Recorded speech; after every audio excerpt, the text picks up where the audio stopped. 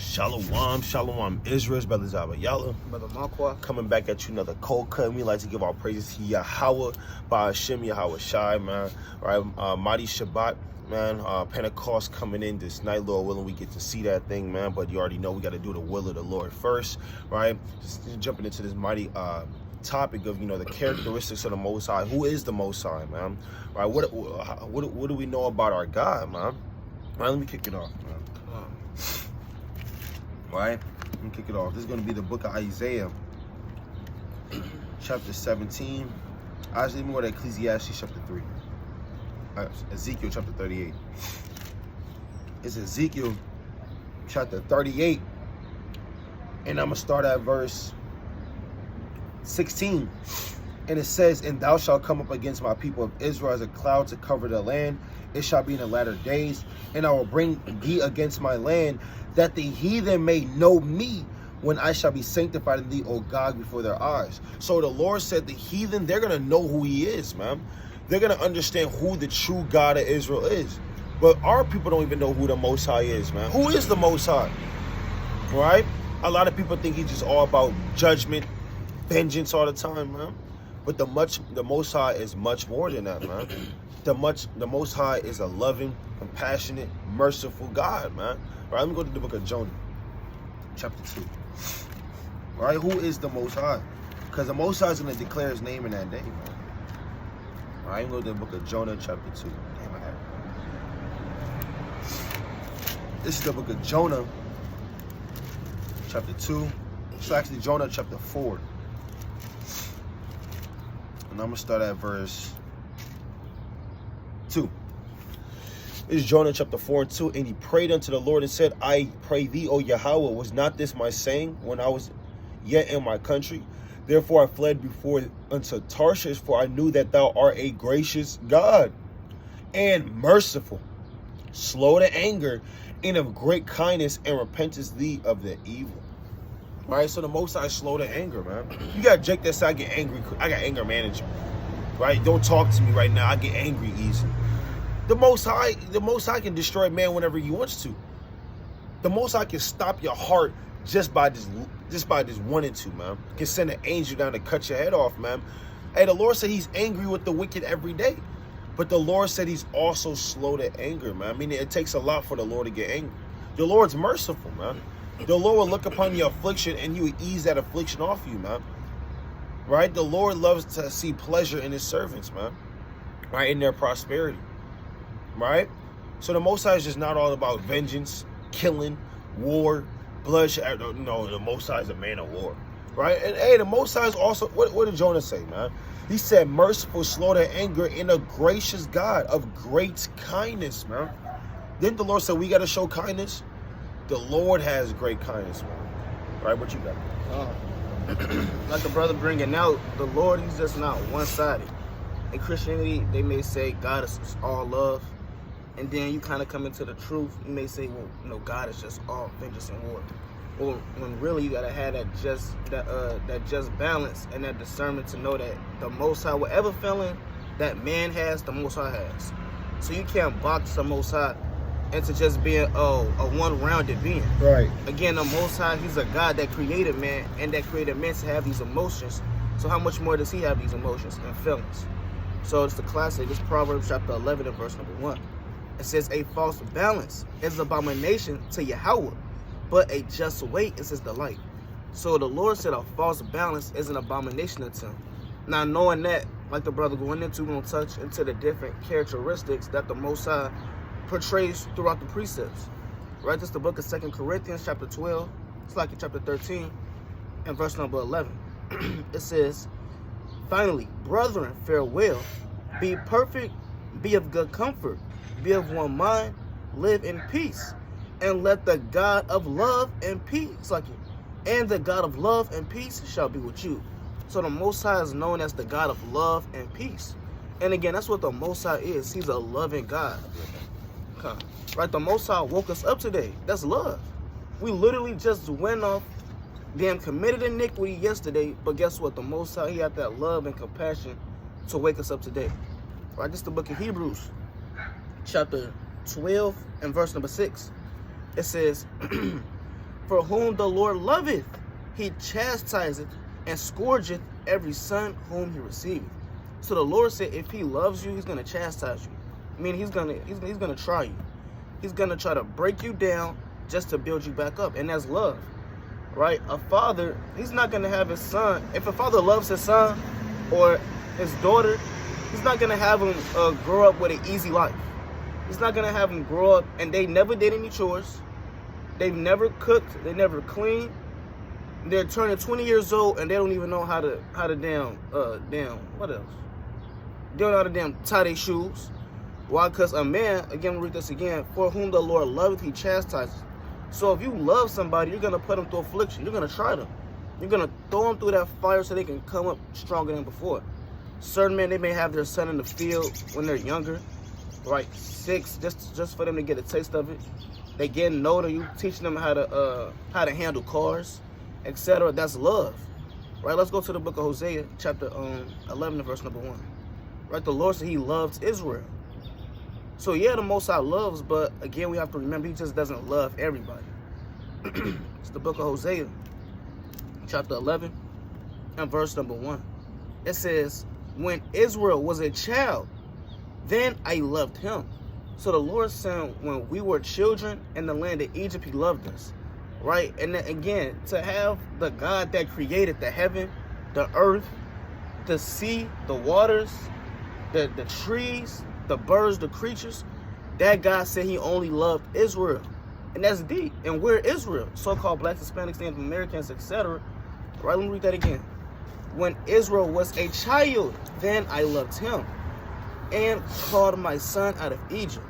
As they called them, so they went from them, they sacrificed unto Balaam and burned incense to the 2 graven images.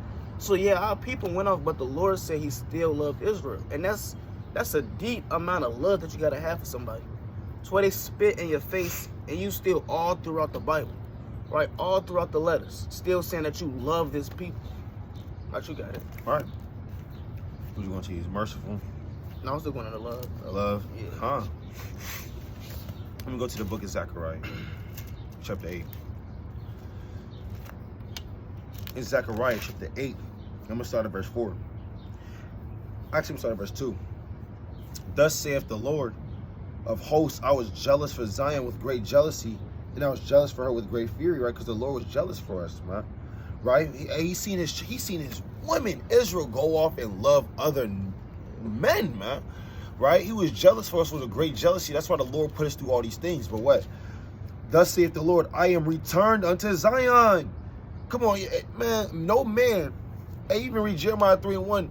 Hey, his woman committed adultery. He don't even want that woman back, man. His mind is changed towards her, especially if she do it again and again and again, man. But the Lord loved Israel so much, he said, you know what, man? I'm returned unto Zion one more time, man. Right? And what? And to dwell in the midst of Jerusalem, and Jerusalem shall be called a city of truth, and a mountain of the Lord of hosts, the holy mountain, thus saith the Lord of hosts. Right? I'm going to jump down to verse 6. Thus saith the Lord of hosts, if it be marvelous in the eyes of the remnant of this people in these days, should it also be marvelous in my eyes, saith the Lord of hosts, man. So the Lord, man, loves when we in our prosperity. The Lord loves, man, when we, guess what, we get shown mercy. The Lord loves to show mercy to his people, man. One of the first attributes the Lord introduces himself as is a merciful God when you go through the precepts, man. A merciful and compassionate God, man. Yeah, the Lord can destroy you, and we're going to get into that too. But the Lord, guess what, is a very merciful, and he loves his people. Let me go to Psalms 37. Psalms 35 and verse 27. This Psalms 35 and 27. Let them shout for joy and be glad that favor my righteous cause. Yea, let them say continually, to let the Lord be magnified, which have pleasure in the prosperity of his servant. So according to King David, the Lord said he has prosperity in his servants, man. When you prosper, the Lord loves that thing. The Lord don't got pleasure in the death of the wicked. The Lord has pleasure when you prosper, when you're alive, man. When you magnifying his name, when you're doing good, when you're ruling, when you got the heathen under your foot, man. That's the compassion and the mercy the Lord wants to show his people, man, all the time. Let me go to the book of Deuteronomy chapter 17. So we got to introduce people to who the Most High is, man. All right, this Deuteronomy chapter 17 And I'm going to start at verse... Let me see what I want. Deuteronomy 10 and 17. Right, Deuteronomy chapter 10 and verse 17. For the Lord your God is a God of gods and Lord of lords, a great God, a mighty and terrible. So the Lord's mighty and he's terrible. Right? What does it mean to be a terrible God? Right, let's read about that. Let's go to Psalm 64. Right, what does it mean to be terrible? Right, does he do his job? Does that mean the Lord's terrible at his job? Right, the Lord don't get his job done. What does it mean that he's terrible? Right, we won't read about that. Right, this Psalms chapter 64. And I'm going to start at verse 66, right? 66 and 5. Come on. 50, 66 and 5. No, 66 and 5. Come on. The water. This Psalms chapter 66, and I'm going to start at verse 5. And it says, come and see the works of Yahweh. He is terrible in his doing toward the children of men. He turned the sea into dry land. Right? And they went through the flood on foot. There did we rejoice in him. He ruleth by the power forever. His eyes. Let me start at verse 3. Say not unto the Most High, how terrible art thou in thy works. Through the greatness of thy power shall thy enemies submit themselves unto thee. So the Most High is very terrible to the children of men, man. The Most High can get a bus to come hit you, man. Right, the Most High can, just have your baby just explode. Right? The Most High can have anything happen to you, man. Right, your ear just fall off while you listening to music. For no reason. Your ear just slide off your face, man. And now you're in the emergency room, man. And then and Esau put you on a TV show, right? So the Most High, he's a terrible God, man. Don't you see what he does to our enemies? He killed 180,000 Assyrians in one day, man. The Lord can do what he wants to do, right? Let's go back to that in Deuteronomy chapter 10 and 17. Right, for the Lord your God is a God of gods and the Lord of lords, a great God, a mighty and a terrible, which regardeth not persons, nor taketh reward. The Lord doesn't respect persons, right? The Lord, he's a mighty judge, man. He doesn't take bribes. He don't care who you are. He doesn't fear the face of man.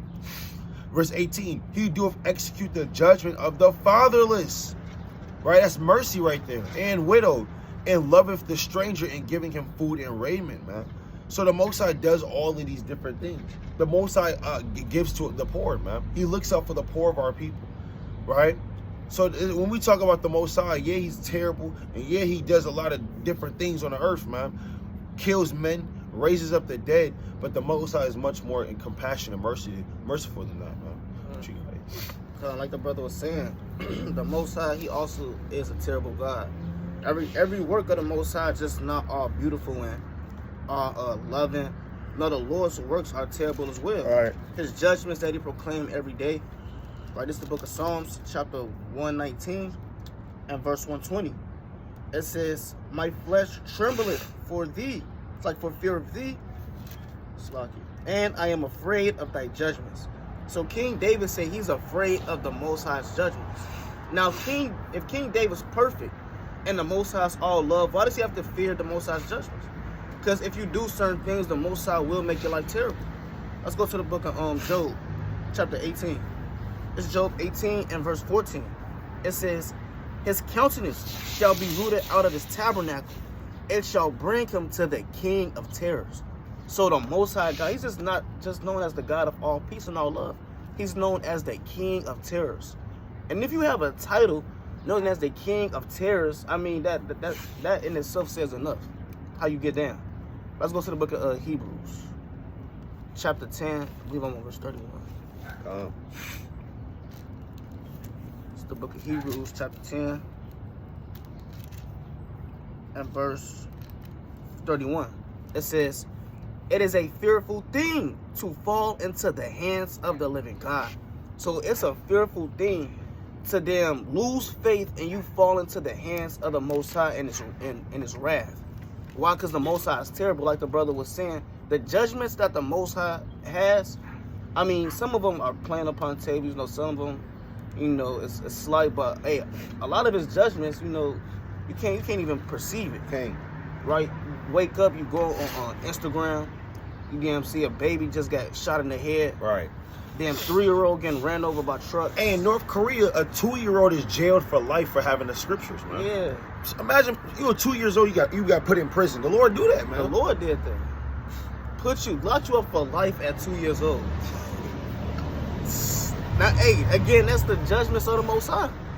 Right, you got the buses and the cars going past easily. The Lord can have it to where then people to where somebody get jammed up right now.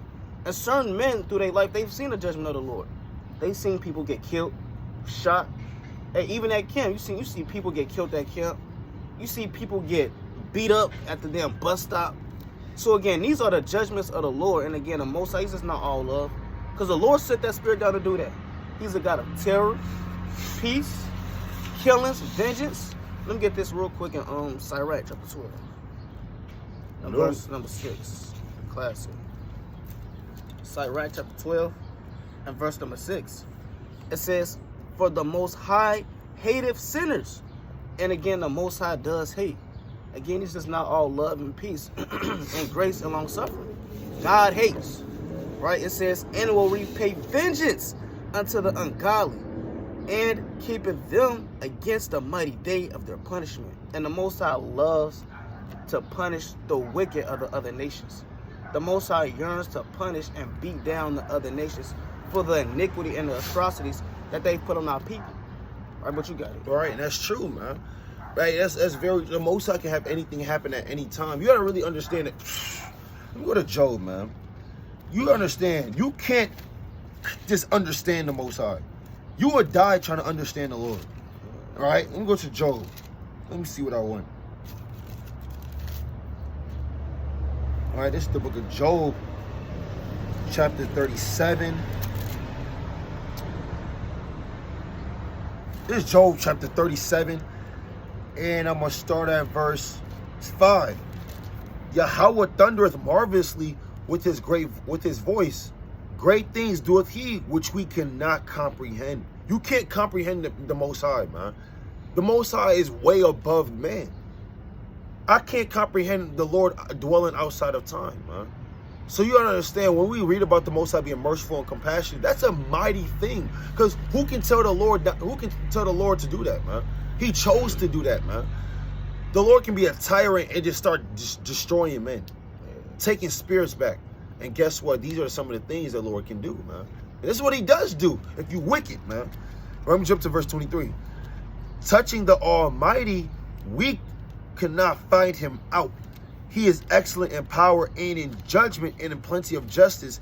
He will not afflict. Men do therefore fear him. He respecteth not any of that are of a wise heart. The Lord don't care how many degrees you got, how much knowledge you accumulate. Adam lived over 900-something years on the earth. Did he say, "Damn, Adam, you wise. You teach me something, Adam"? No, man. Yeah, he don't give a damn how long you lived on the earth, man. The Lord will do things to you, man. There's Wisdom of Solomon, chapter 16 and verse 15. But it is not possible to escape thine hand. There's no possibility. There is a negative 10% chance, negative 144% chance you escape the damn hand of the Lord. It ain't happening, man. Like the brother brought out, once you fall into the hands of the living God, that's a fearful thing, because in Wisdom of Solomon it says you cannot escape his hand. There's no getting away, as they say, man. Once you fall into the hands of the Lord, you are dead, man. Yeah. Right? Once the Most High decides to deal with you, it's over with from that point on, man. Right? Let me get another precept. Right? We have to understand these things, man. Once the Most High get mad and once the Most High raises up, he go destroy you. Right? This is the book of Hosea. Go to Hosea chapter 5. Let me see if this is what I want.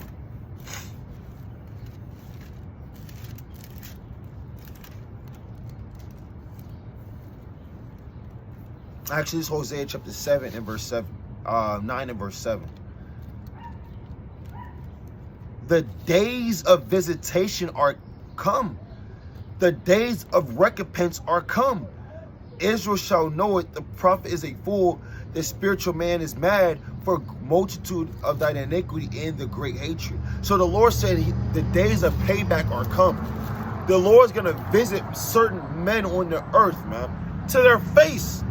When the Lord comes back, the Lord not coming back and whispering in your ear, man.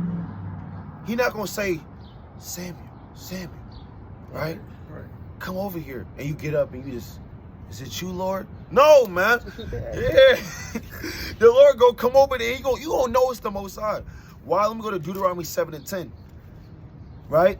Let me verse 9. Know therefore that the Lord thy God, he is God, the faithful God, which keepeth covenant and mercy with them that love him. So if you love the Lord, he will keep a covenant and he will love you and give you mercy back. And keep his commandments to 1,000 generations. But what? Verse 10. And repayeth them that hate him to their face. So the Lord said, if you hate him, he comes to your face and he addresses the situation. Face to face, eye to eye. But the thing is, you can't see the Most High. Right? And it says to destroy them. He will not be slack to him that hateth him. He will repay him to his face. So when the Lord is going to repay men, he does it to their face to destroy and kill them, man. Utterly, man. And there's nothing they can do about it, man. That's how the Lord gets down with the children of men. You got it. Come. It's the book of Jeremiah, chapter 51 and verse number 20. It says, thou art my battle axe and weapons of war. So the Most High uses the nation of Israel as a battle axe and as a weapons of war. Why? Because again, he is a terrible God. He's a God of war. Right? In war, things don't go well in war. It's bloodshed, kids get killed, innocent people may get killed. You may get thrust through. You getting shot at. Like, I mean, not you got nowadays war. The technology is so advanced to where you then shoot somebody with certain weapons and their whole body explodes. They got grenades, your whole body parts flying everywhere. The Most High gets down with all of that. The Most High loves to see death and destruction and war. It says, reading on, for with thee will I break in pieces the nations, and with thee will I destroy kingdoms. And with thee I will break in pieces the horse and his rider. And with thee will I break in pieces the chariot and his rider. With thee also will I break in pieces man and women. So the Most High doesn't care about cutting down a woman either. Right. It's not just a man that just goes to war and the Most High just dealing with. No, the Most High kills women too. It says what? With thee will I break in pieces old and young.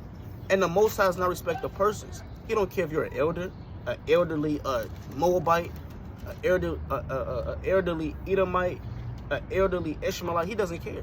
The Lord's gonna kill all of you old white people, right, that can't get away, all of the young babies, all of the wicked, etc. The Most High is gonna cut you down because he is a man of war, right? Even the old and young of Israel, if we don't repent, come back to the Most High, the Lord will cut us down. It says, in pieces, old and young, and with thee will I break in pieces the young man and the maid. Let's go to the book of Psalms, chapter 5, and verse number 5. It says, the foolish shall not stand in thy sight.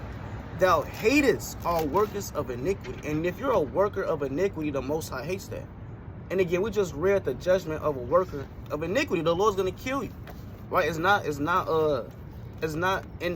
depth. It's not meat. No, this is the milk. These are the things and the characteristics of the Most High that we need to know about, so we can know how to stay in His great so we can know how that we can stay in His mercies. Right? It's the book of Wisdom of Solomon, chapter 18, and verse number. I'm gonna start at verse 7. I'm gonna start at verse 5. Oh. It says, and when they had determined to slay the babes of the babes of the saints, one child being cast forth and saved to reprove them, thou tookest away the multitude of their children, and destroyest them altogether in a mighty water. Of that night were our fathers certified afore, that assuredly knowing unto what oaths they had given credits, that they might afterwards be of good cheer. So of thy people was accepted both the salvation of the righteous and the destruction of the enemies. And the Lord, again, he gets down with recompense, destroying your enemies, right? Destroying the other nations. And again, that's love, because again, verse 7, it says, so of thy people was accepted both the salvation of the righteous. And that's where the mercy comes in, at the love, the long suffering. Because he's still going to save the righteous. And through him saving the righteous, he's going to recompense us and destroy our enemies. Right. Like how you read in Sirach, the 25th chapter, verse 7. That's right. Yeah. I got a precept. It's 2 Kings chapter 2 and verse 23. And he went up from thence unto Bethel. And as he was going up by the way, there came forth little children out of the city and mocked him and said unto him, Go up, thou bald head, go up, thou bald head. You know bad 60-year-old Jake. He got snot coming down his nose, man. He you know them little huggies? Yeah, his teeth, his damn tongue is orange, man. Got a gold tooth. Yeah, he got a gold tooth right here, a little silver tooth. They got rings around his lip of ash. You know that, Jake, man.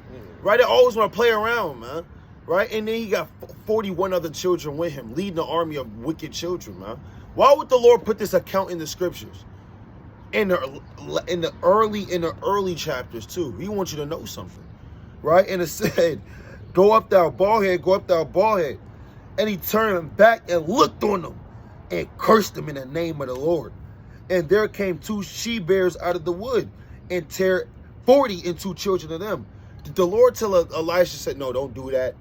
That's off. Did he charge him with sin? Did he say, don't do that? Did the Lord have a strong talk with his prophet?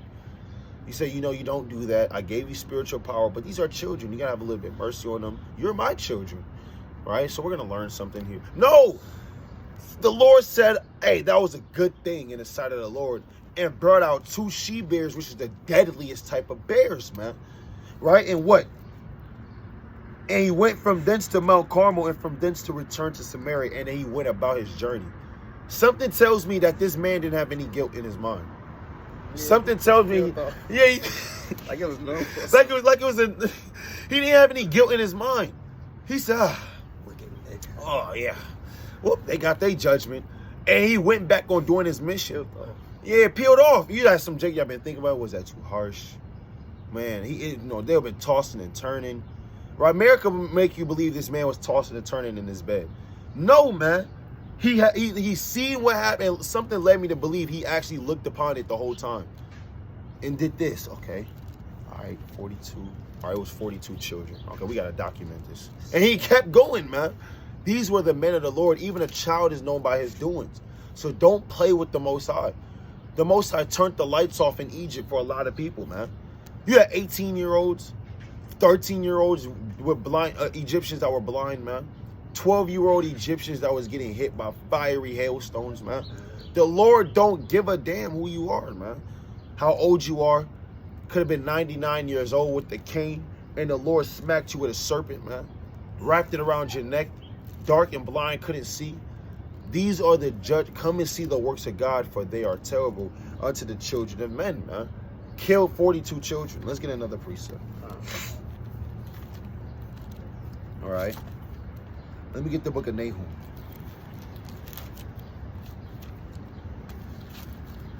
Actually, let me go to Isaiah chapter 13. It's a better one. It's the book of Isaiah chapter 13. In verse 16. Their children also shall be dashed to pieces before their eyes. Hold on. Why is the Lord saying children are going to be dashed to pieces? What does that look like? A baby being thrown against the hard concrete floor multiple times until blood is squirting out of them, man. That's how the Lord gets down, right? Their houses shall be spoiled and their wives ravished, man. Taking wives, catching wives, man. In that day, these are the works of the Most High. Come and see what he does to the children of men, for they are terrible, man. Right? You got it, King. It's the book of Job, chapter 23, and verse number 9. It says, on the left hand where he doth work, but I cannot behold him. He hideth himself on the right hand, and I cannot see him. So the Most High has works, evil angels on both the right hand and on the left hand. That's right. Again, the Most High, he's not gonna just be just one-sided. He has works on the right hand and on the left. You think on that left hand, it's just all wonders and glories. No, on that left hand, the Most High gets down. He shows the other side of him. He kind of got to bring out that part that men a lot of times don't want to see. Because when that side of the Most High come out, then what happens? Death, bloodshed. Right. Nations get overthrown. Right, let me get this quick precept. It's the book of Psalms, chapter 78 and verse number 49. It says, he cast them. It's like he cast upon them the fierceness of his anger, wrath, and indignation, and trouble by sending evil angels among them. So the Most High doesn't have a problem with sending evil angels among your household. Sending evil angels amongst your congregation. Sending evil angels just because you feel like it, right? Because you deserve it, because you probably did something, etc. Nevertheless, the Most High, he gets down with sending evil angels. Again, the Most High, we read it in Job the 18th chapter. It said, come and see the works of the Most High. And again, it's showing out the works of the Lord. They're not all sweet. Let's go to Isaiah chapter 37. It's Isaiah 37 and verse, let me get straight to the point. And verse number 35. It says, for I will defend this city to save her for my own sake, and for my servant David's sake. Then the angel of the Lord went forth and smote the camp of the Assyrians, 185,000. And when they arose early in the morning, behold, they were all dead corpses. So around this time, you had Sennacherib coming down to try to take down southern kingdom. And what happened? Hezekiah, he prayed to the Most High, and the Most High sent the death angel to overtake them. And it said he killed how many? It says, let me go back. It says 185,000. And it said when they rose up in the morning, they were all dead corpses. And again, the Most High, he gets down with killing the wicked. The Most High gets down with throwing up curses upon the heathen. The Most High gets down with vengeance, recompense. Right? Let me get this last one real quick. 2 Maccabees, the 7th chapter. Let's go to the book of 2 Maccabees. It's like in chapter 15. And verse number 22. It says, therefore, in his prayer, he said after this manner, oh, thou didst send thine angel in the time of Hezekiah, king of Judea, and didst slay in the host of Sennacherib 185,000. So you have Judas recalling this account, what happened in the time of King Hezekiah, because he's about to go to war against the Greeks. So as he's throwing up this prayer, look what he's saying.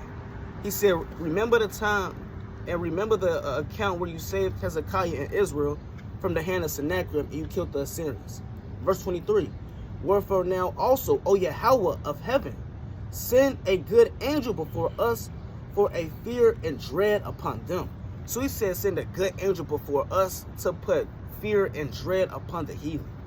And again, that's love, and that's the just balance of the Most High, right? Showing compassion for one nation of people as he's destroying and cutting down the other nation. That's right. And we just read that in Wisdom of Solomon, the 18th chapter. The Most High, as he's lifting up Israel, he's destroying the other nations. And that shows, again, that just balance that the Lord perfectly has and installs every day, all throughout the precepts. Right. Right, you got it. Right, and that's what, hey, and the brother brought out a mighty precept. The Lord killed 180,000 men in one day. Hey, guess what? One angel. Huh? One angel. And one angel, man. Let's see what the Lord did to Israel. It's 2 Samuel chapter 24 and verse 14. I saw verse 13. So Gad came to David and told him and said unto him, shall 7 years of famine come unto thee in thy land? So the Lord said, I can give you famine, David, for transgression and numbering the people. Right? Or without fleeing to 3 months before thy enemies, or you can be submitted against your enemies for 3 months, or without while they pursue thee, or that there be 3 days pestilence in the land, right? Or you can have 3 days of a disease that plagues your people. Now advise and see what answer I should return to him that sent me. And David said to Gad, I am in a great strait. Let us fall now into the hand of the Lord, for his mercies are great, and let me not fall into the hands of men. So the Lord sent a pestilence upon Israel from the morning even to the time appointed, and there died of the people from Dan even to Beersheba. Dan is all the way at the tip of Israel at the top, and Beersheba is all the way down by Jerusalem, man. That's the whole land, man. Right? And what? 70,000 men. And when the angel stretched out his hand upon Jerusalem to destroy it, so these angels, this angel had so much fun doing this job, he almost destroyed the whole land of Israel, man. 70,000 men. That's 23,000 people per day. In 24 hours, that's 23,333 men and women and children. And it says every day you wake up, there's 23,000 more people dead. And the Lord repented him of the evil and said, angel that destroyed the people, it is enough. Stay now thy hand. And the angel of the Lord was by the threshing place of Arunah, the Jebusite. Right? That's a scary thing, man. Right? The Lord killed 23,000 men, women, and children per day of our own people. How much more the heathen, man? The Lord will do to the heathen, man. For us transgressing, he killed us. The Lord will do that to the heathen, man. But this is who our God is. And this is who Yahweh Shem Yahshai is. But don't forget, let me go back to the Nahum. All right? Yeah, we read about, like I said, the judgments of the Lord. But don't forget the precepts we started off with. You know, Jake skipping through the video. I got to get these precepts. Okay, yeah, I can bring this out of camp. The Lord will kill these people. Hey, don't forget the Most High slow to anger, man. Right? This book of Nahum. Chapter 1. And verse 3. Nahum 1 and 3. The Lord is slow to anger and great in power, and will not at all acquit the wicked. The Lord had his way in the whirlwind, in the storm, and the clouds are the dust of his feet, man. So don't forget, you know, the Lord, he's slow to anger. Right? Let me jump down to verse 7. The Lord is good and a stronghold in a day of trouble, and he knoweth them that trust in him. And if you trust in the Lord at the end of the day, you will never fear the worst, man. There's no want to them that fear the Most High, man.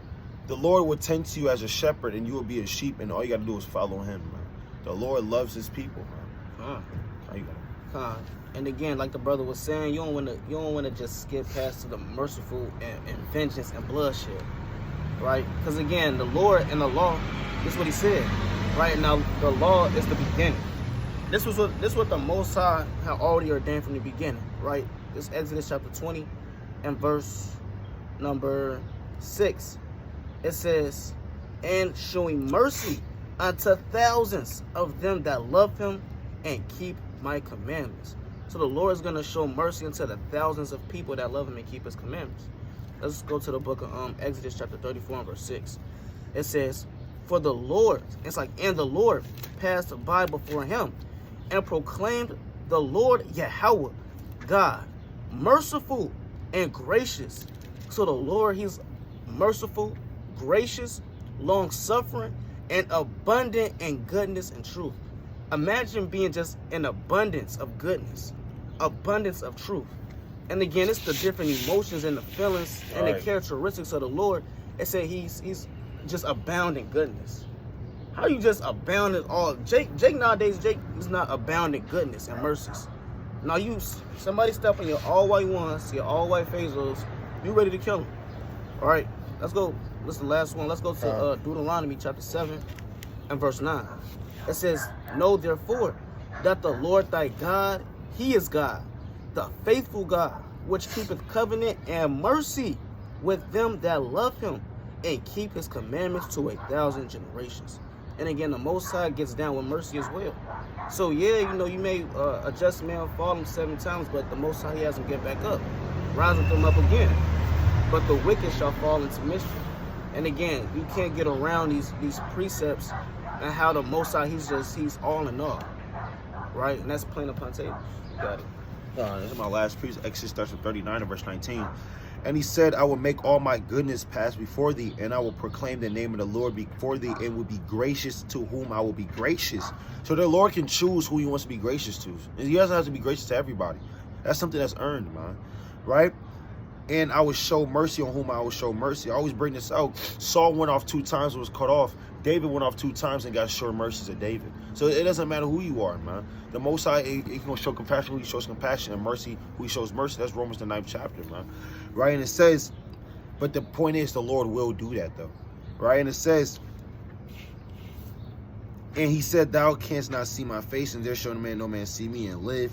Right? But the point is the Most High will show mercy. The Most High will show compassion, man. right? Love the Lord your God, and understand if you in this truth, the Lord already showed mercy to you. What more do you want, man? You got the words of life.